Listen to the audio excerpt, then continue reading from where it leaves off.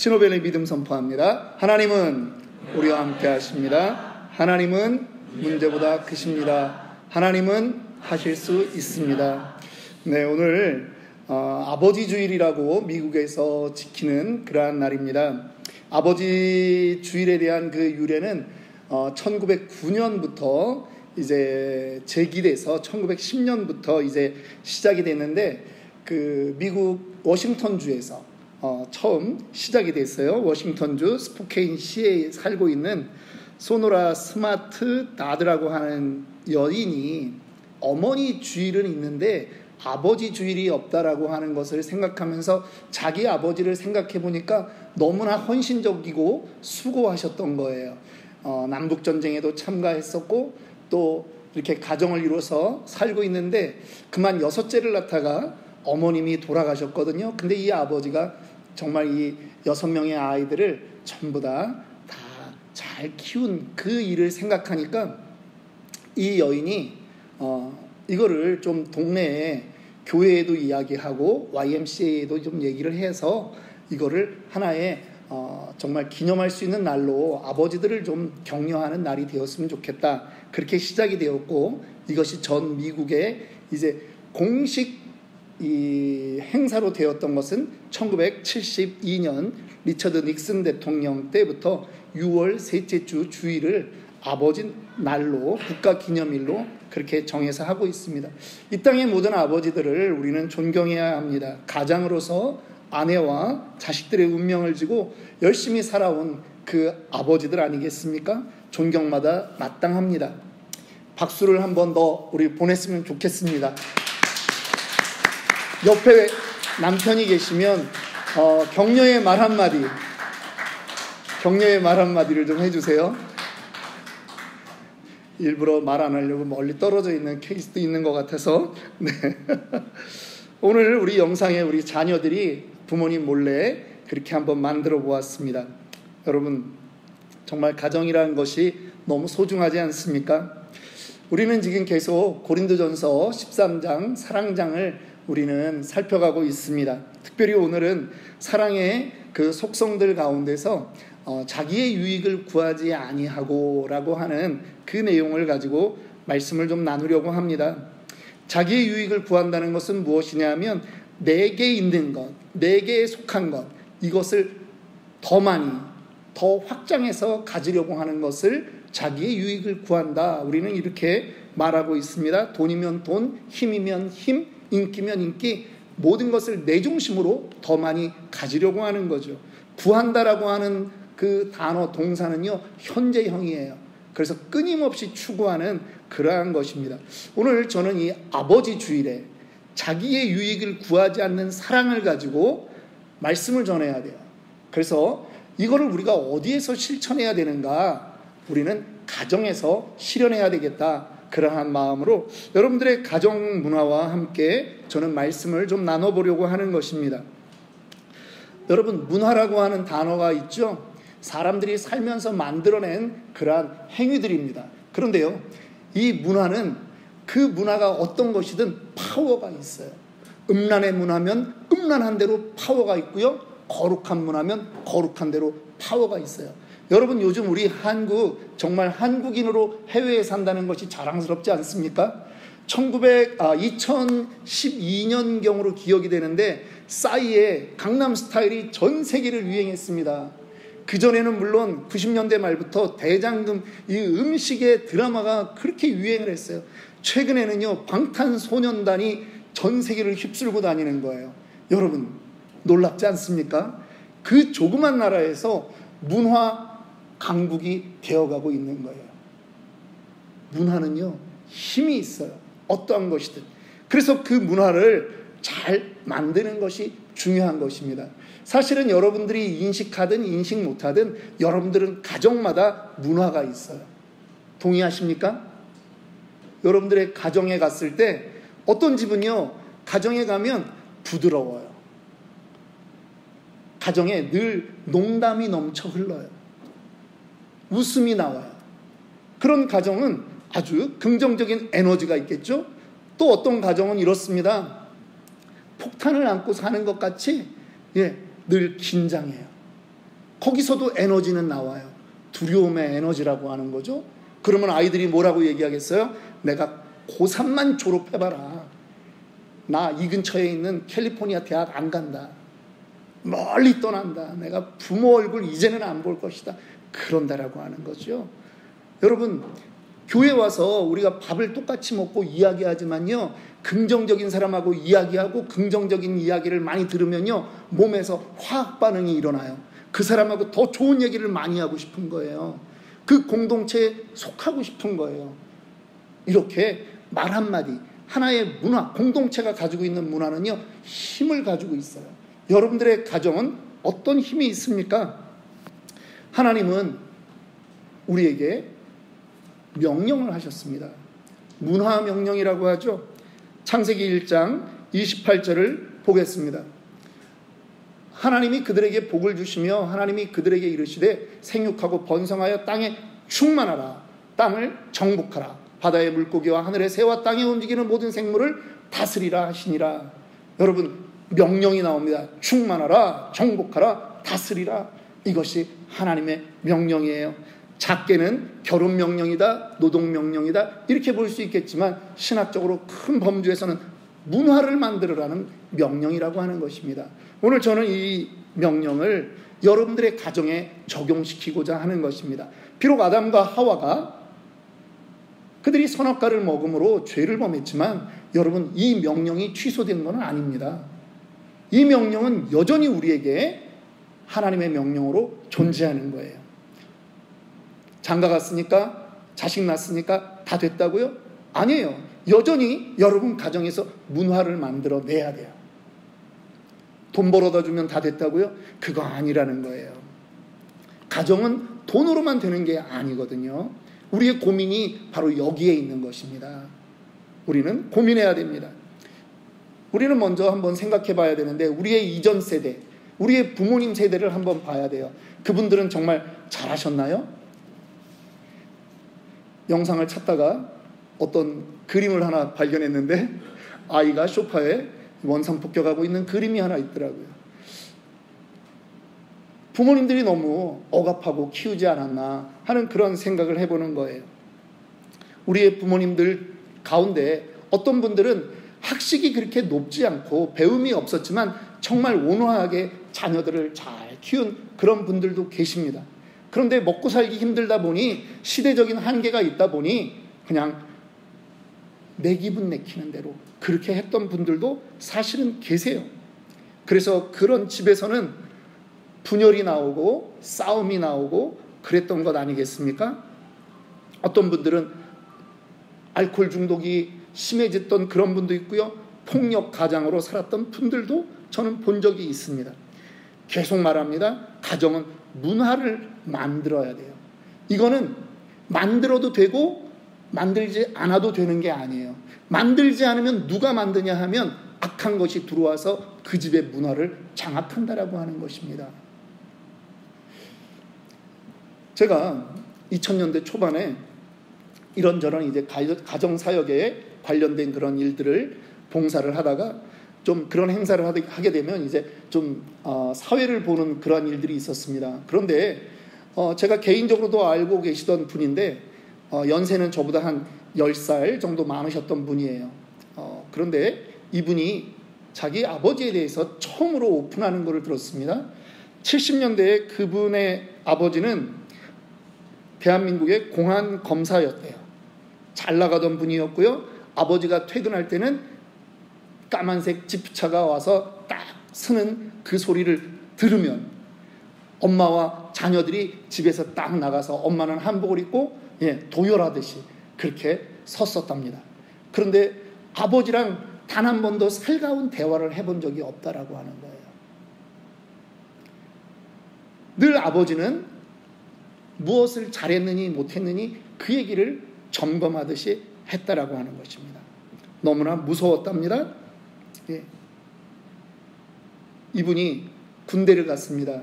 그런데 군대에서 소식을 들었습니다. 아버지가 폐병에 걸려서 은퇴를 하고 폐병에 걸려서 이제 속초 요양원으로 가 계신 거예요. 바닷가 바람 좋고 공기 좋은 곳에 가 있는데 이 아들이 아버지에게 편지를 쓴 것입니다. 편지의 내용은 그렇게 길지 않았습니다. 아버지는 이분이 이야기하는 거예요. 아버지, 나는 아버지가 없었습니다. 아버지 인생은 실패했습니다. 이분은 그렇게 자기가 아버지에게 간결하면서도 자기의 분노를 다 표현했다고 그날 말씀하시더라고요. 여러분, 이분의 인생도 그렇게 행복하지는 않았습니다. 제가 알고 있습니다. 3번의 결혼과 3번의 이혼을 경험했던 분입니다.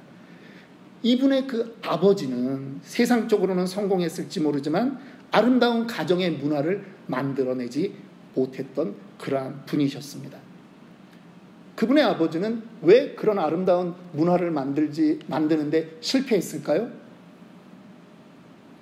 저의 설교를 안 들어서 그렇습니다. 저는 오늘 당당하게 말할 수 있습니다.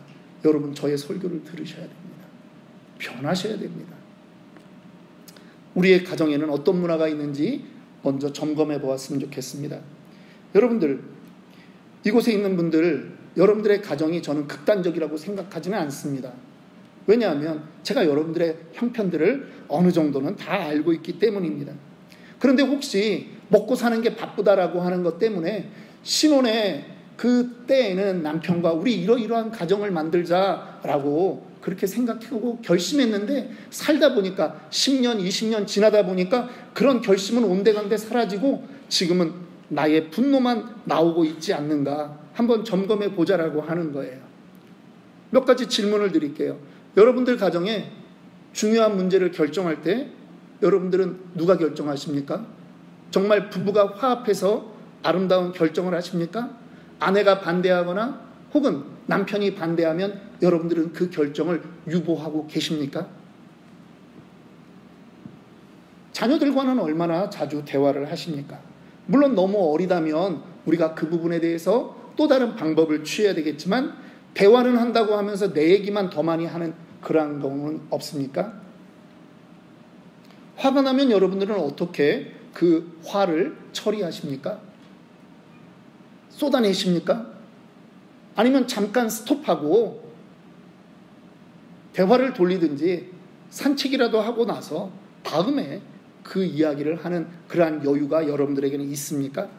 우리는 계속 사랑은 동사라고 이야기해 왔습니다. 사랑은 자기의 유익을 구하지 않는다고 말해 왔습니다. 그런데 정말 여러분들 가정에서 여러분들은 자녀들의 유익, 아내의 유익, 남편의 유익을 다 구하고 살고 있느냐라고 하는 거예요. 교회도 마찬가지예요. 교회도 여러분 미국에 한 6만 개 교회가 있대요. 그런데요, 똑같은 문화를 가지고 있는 교회는 아무 군데도 없어요. 우리가 지교회로 나왔지만 마돌철치하고 우리 교회 문화가 달라요. 인정하시죠? 저희는 우리 교회도 우리 교회의 문화를 만들어가고 있는 중입니다.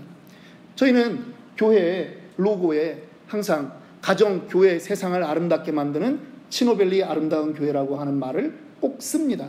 가정, 교회, 세상을 아름답게 만들어야 돼요. 가정사역 합니다.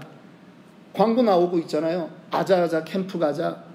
여러분, 한 대쯤 자는 거 그렇게 쉽지 않아요. 다음날 온몸이 두들겨 맞은 것처럼 뻐근할 때도 있어요. 그런데요, 자녀들과 같이 가기 때문에 가는 거예요. 예. 우리는요, 이 교회를 매개로 해서 우리는 자녀들과 청년들과 부부가 우리는 추억을 만들고 있는 거예요. 저에겐 너무나 중요한 사역이에요. 왜 그런지 아십니까? 저는 저희 아버지가 50에 저를 낳았어요. 추억이 없어요. 제가 자랄 때는 아버지는 너무 바빴어요. 가족들 먹여 살리느라고. 제가 대학 가니까 우리 아버지는 집에서 계시는데 제가 바빴어요. 그 다음에는 생각지도 못하게 제가 중국에 가서 그렇게 17년, 18년을 살 줄 제가 몰랐거든요. 여러분, 우리는 자녀들에게 이렇게 말합니다. 믿음의 유산을 물려주자. 이것이 단지 여러분 예수 믿는 자녀 만듭시다. 그런 구원조 아십니까? 아닙니다. 예수 믿는 가정 만드는 거는 그거는 기본 중에 기본이에요. 이제는 더 나아가서 그리스도인의 향기가 나는 그런 문화가 있는 가정을 만들자는 얘기를 하는 거예요. 나의 유익을 구하는 가정 아니고 나의 화를 다 발산하고 쏟아내는 것이 내 가정이라는 게 아니라 정말 이 안에서 우리 자녀들이 예수를 보게 하는 그러한 곳, 그렇게 만들자라고 하는 것이에요. 때로는 우리 혼자 우리 가정의 문화를 만드는데 힘들 수 있어요. 그래서 우리는 산에 가서 서로 이야기하는 거예요. 서로 어떤 젊은 부부들의 그 연애 이야기도 듣고 그러면서 우리도 옛날에 그랬지 하는 거 되새겨보는 거예요. 그래서 반면교사 삼는 거예요. 어느 농촌 마을에 추석을 지냈는데 하필이면 그 추석 때는 공교롭게도 서울에 살고 있는 자식들이 별로 안 내려온 거예요. 그랬더니 추석 연휴가 지나자마자 경로당에 마을회관이라고 하죠. 거기에 할아버지 할머니들이 모여서 자식 키워도 쓸모가 없네 막 그러면서 자식들을 서로 욕을 하는 거예요. 요즘 젊은 사람들이 농촌에 없잖아요. 50대 후반에 이장이 다음날 그 플랜카드를 걸었습니다. 마을 회관 앞에 판자로 광고 문구를 하나 올려놨습니다. 무엇입니까? 그러게 있을 때 잘하지. 지금 후회하지 말고 있을 때 잘하지. 객지 나간 아이들이 언제라도 이때는 부모님 정말 더 많이 보고 싶지만 다른 때는 시간이 없고 직장 때문에 힘들지만 이때라도 내가 꼭 봐야지 하는 결심할 수 있는 추억을 만들어줬으면 되지 않았겠냐 하는 거죠. 그래서 노래도 있잖아요. 있을 때 잘해 후회하지 말고. 여러분 자식들 평생 내 품에 있는 거 아니에요. 이런 가정을 만들어야 되는데 여러분 이런 가정을 만들기 위해서 우리가 무엇부터 시작해야 될까요? 저는 오늘 그것을 우리 사명의 시작 말을 바꾸는 데서부터 시작해야 된다라고 하는 그러한 메시지를 여러분들에게 전하고자 하는 것입니다. 존중하는 말, 긍정하는 말, 믿음의 말, 격려하는 말, 칭찬하는 말 해야 됩니다. 말만 바뀌어도요 큰일이 일어납니다. 분노의 말, 지적하는 말, 무시와 경멸의 말 이거를 우리 언어에서 제해해야 됩니다. 말은 문화예요. 문화는 파워가 있다 그랬어요. 다시 반복합니다. 말은 파워예요. 하나님도 천지를 창조하실 때 말씀으로 창조하셨잖아요. 말을 듣는 사람 안에 그 하는 사람은 물론이요 듣는 사람도 그 파워를 느낄 수 있게 되는 것입니다. 마가복음 우리가 읽었던 9장 본문으로 돌아가 보겠습니다. 마가복음 9장 14절부터 29절 전체의 내용이 있는데요.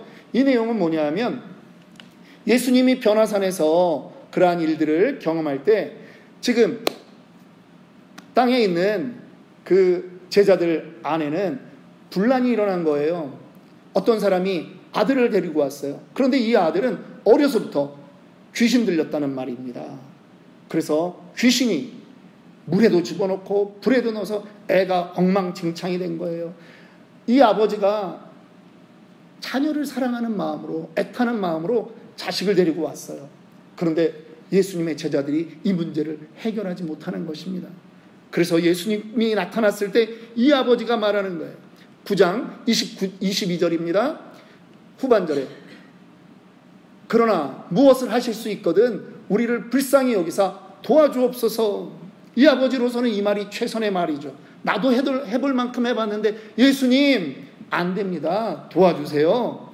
할 수 있으시면 좀 도와주세요. 그런 표현이에요. 이게 우리의 모습 아닙니까? 가정에서 나도 해볼 만큼 해봤다. 자식 이렇게도 해보고 저렇게도 해봤는데 내 말 안 듣더라 하는 거죠. 그런데 예수님은요 이 아버지에게 지금 말해주는 거예요. 23절입니다. 예수께서 이르시되 할 수 있거든이 무슨 말이냐. 믿는 자에게는 능히 하지 못할 일이 없느니라. 예수님이 이 사람에게 다른 태도를 바꾸는 게 아니에요. 말을 바꾸는 거라고요. 할 수 있거든이 무슨 말이냐. 믿는 자에게는 능치 못할 일이 없느니라. 지금 네 말을 바꾸라고.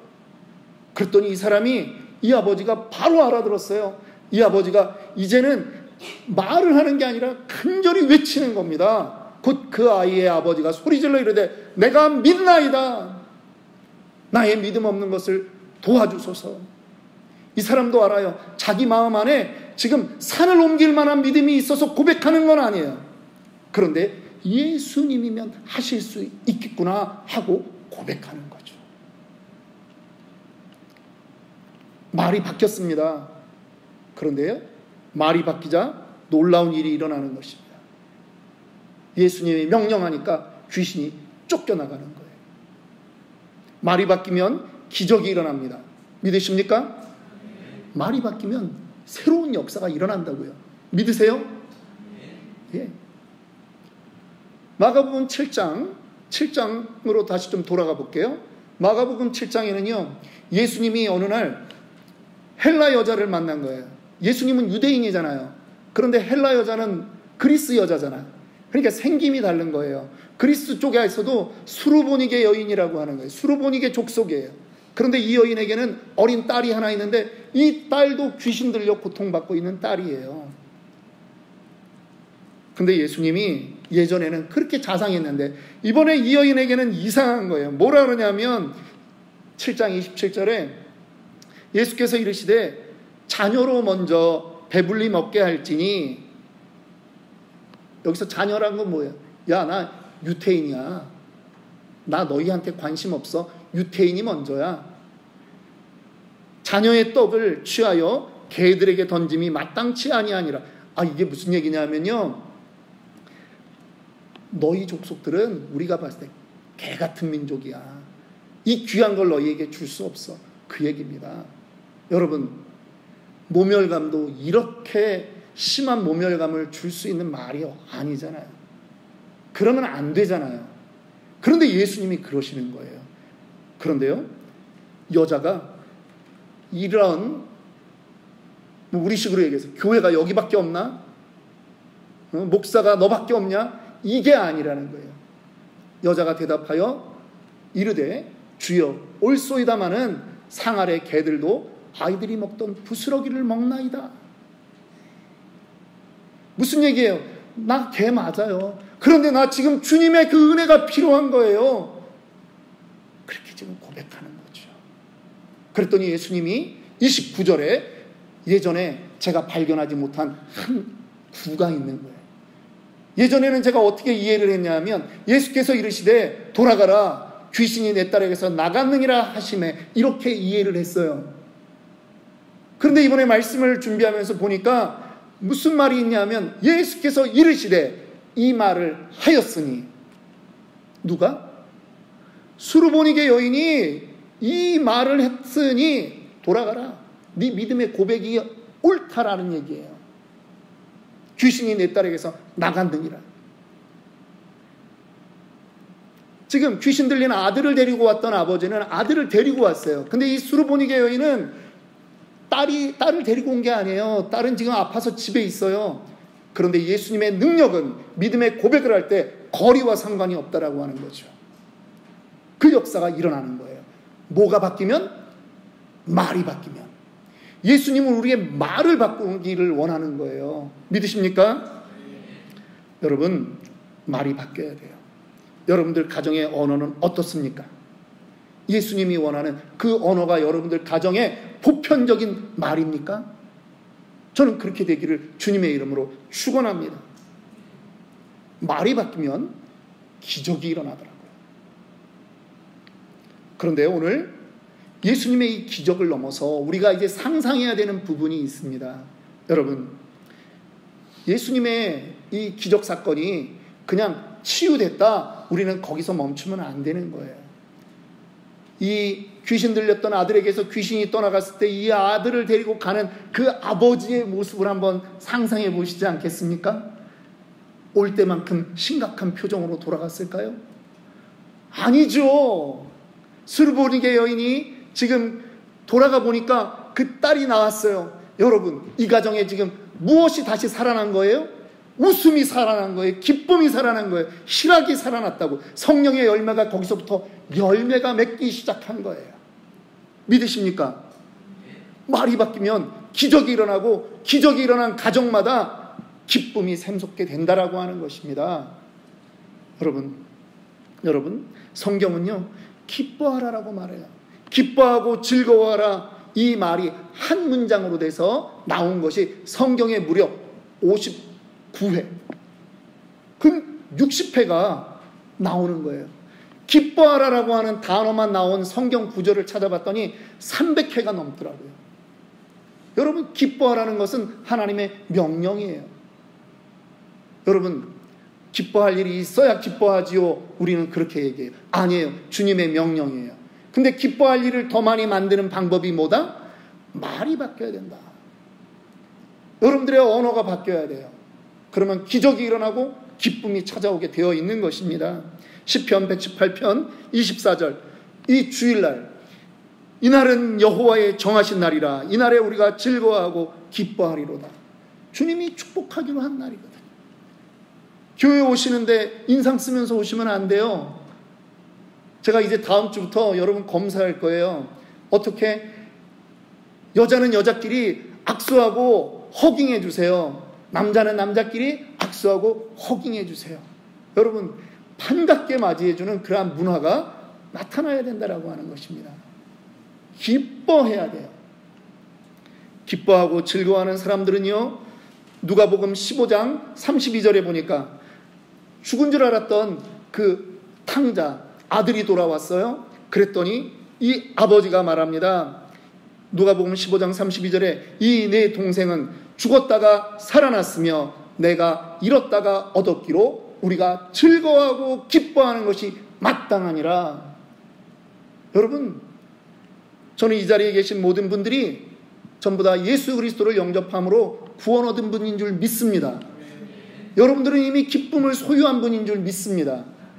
세상에 재정의 문제가 있을 수 있어요. 건강의 문제가 여전히 있을 수 있어요. 관계에 막힌 것이 있을 수 있어요. 그러나 여러분, 기뻐하셔야 돼요. 여러분들의 말을 돈 없어서 못 살겠다, 죽겠다, 그런 말 하시면 안 된다는 거예요. 말을 바꾸세요. 기적과 회복이 일어납니다. 가정에 기쁨과 평강이 일어나는 거예요. 남편이 쓸데없이 가끔 실없는 소리 한다고, 실없는 농담한다고 여러분 핀잔 주지 마세요. 바늘 없는 농담하는 것보다 실없는 농담이 낫지 않습니까? 이런 말 할 때 웃으라는 얘기예요. 한번 써먹어 봤는데. 다윗 왕이요, 법궤가 들어오는데 너무 기쁜 거예요.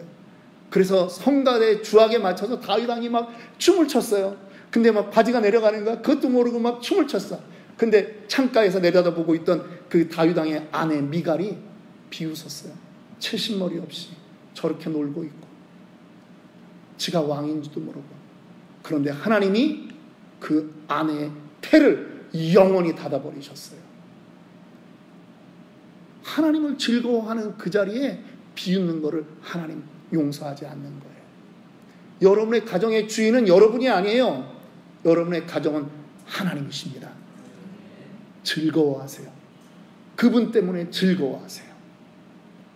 여러분들 가정의 웃음소리가 얼마나 나는지 데시벨로 측정했으면 좋겠어요. 여러분, 사랑은요, 자기의 유익을 구하는 것이 아니에요. 가정을 위해서 희생해야 돼요. 여러분, 나는 농담하는 스타일이 아니라고요? 아이고, 배우세요. 들어도 잊어버린다고요? 메모하세요. 그래서 한번 써먹으세요. 살짝 꺼내가지고. 힘든 말들 하지 마세요. 아이고, 못 살겠다, 피곤하다, 어렵다, 힘들다, 재미없다, 그런 말 하지 마세요. 그러면 여러분의 유익을 구하는 거예요. 내 감정으로 그 가정에 독을 쏟아놓고 있는 거예요. 예수님은 어떻게 하셨습니까? 누가복음 22장 42절에 예수님이 하나님께 기도합니다. 십자가에 달려 죽기 전이에요. 아버지여, 만일 아버지의 뜻이거든 이 잔을 내게서 옮기시옵소서. 무슨 얘기예요? 아버지, 나 십자가 너무 힘들어요. 나 살려주세요. 그런데 주님이 내가 무엇을 해야 되는지 알고 있는 거예요.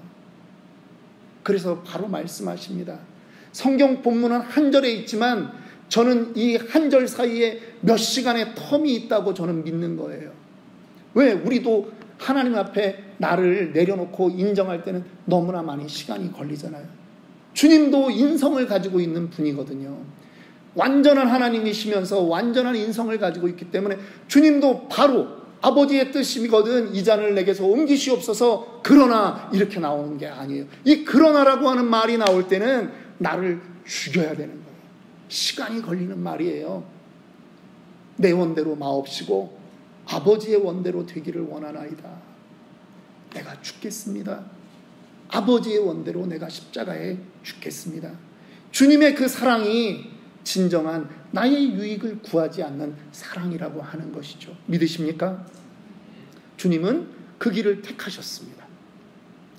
저는 여러분들이 가정 안에서 나의 유익을 구하지 아니하고 가족 공동체의 유익을 구하는 성도들이 되기를 원합니다. 저는 우리 치노밸리 아름다운 교회가 그러한 교회가 돼서 늘 밥을 먹고 나서 이야기할 때 웃음이 넘치는 그러한 교회가 되기를 주님의 이름으로 축원합니다. 마지막 한 예화만 하고 말씀을 마치려고 해요. 한 여자 성도가 이사를 갔습니다. 다른 지역으로 이사를 갔는데요.